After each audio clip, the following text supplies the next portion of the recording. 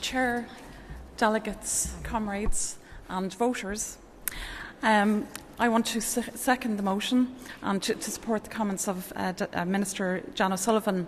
And I wanted to mention something that Jan mentioned as well, that there is and there was another side to politics.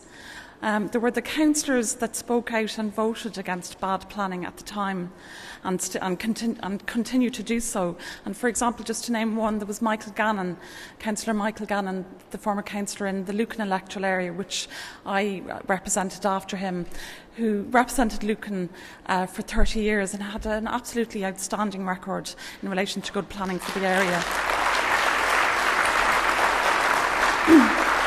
And there were many others too, and I've seen some of them here today, like former Councillor Frank Buckley and other Labour stalwarts like Councillor Jane Dillon Byrne, and there are many others. And there was also the party activists that campaigned against bad planning in the Labour Party, including in the local Lucan Labour Party, which I was a member of and I'm a member of. They campaigned against, starting back right to the time when Liam Lawler had his own land rezoned, and a decision that was so controversial back at the time in 1981 that Charles Haughey made the Fianna Fáil councillors subsequently reverse the decision. There was such a public outcry.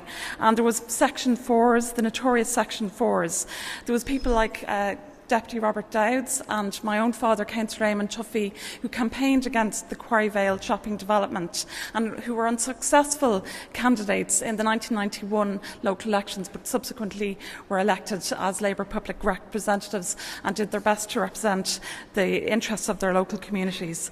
There was the late John Duffy, former General Secretary of the SDLP and Labour member, and I would mention him because he was, along with myself and my father, Eamon Tuffy, he was one of the founding members of the Lucan Planning Council.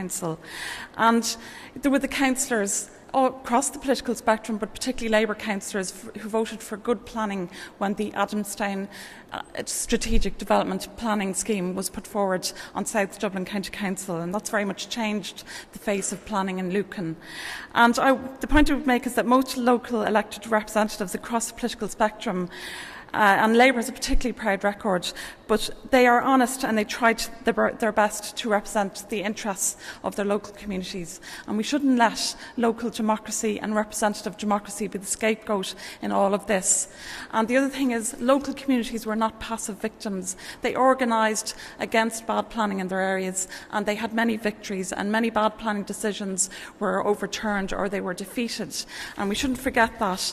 And ultimately what I would say is, don't let local democracy and representative democracy be diluted and emasculated in the name of so-called political reform.